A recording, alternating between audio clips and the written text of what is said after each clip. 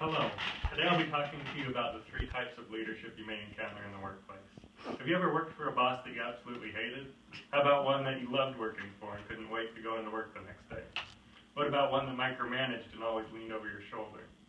Well, those are the three types of bosses I'll be talking to you about today. There's the authoritarian, which is the first one I'll be talking to you about. The authoritarian requires strict obedience to their rules, meaning it's their way or the highway, basically. They have a hierarchical system, meaning it's clear that they're the boss and that you're the subordinate and they're in charge. The subordinate's opinions and ideas are not valued, meaning the boss wants to know that they're in charge and you're going to do it their way.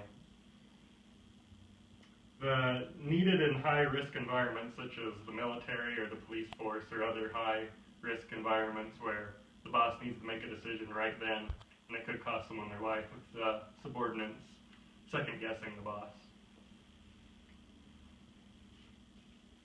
A good quote on the authoritarian that I found was by John Emmerich Edward Dalton Acton in a letter he wrote to a friend in 1887.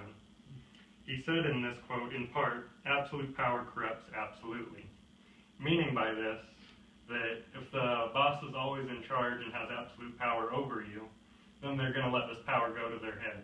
We've seen this in every dictatorship around the world, from modern times back into ancient Rome. The second type of boss is the friend. They're more laid back, they value your subordinates' opinions, they're easygoing, they're more your friend, as the name entails. We've seen this growing in the workplace environment as the millennial generation ages and joins the workforce, as that generation is more easygoing and laid back and not as hierarchical system as we saw with the authoritarian. We've even seen this in Hollywood in the 2013 film with The Internship, where Vince Vaughn and Owen Wilson work for Google, which is a company that's known for their laid-back personality and easygoing workplace environment. The whole movie bases around their views on the authoritarian point of views, which they're used to working in, and then how they have to switch over into the easygoing friendship style of leadership. One issue that this may cause, though, is the boss lacks authority. Are you really going to listen to your boss if they're also your friend? You may have a better way of doing it, or so you think. So you might miss deadlines and not work as hard if you're working for your friend. The last type of boss is the micromanager. They're always overwatching subordinates.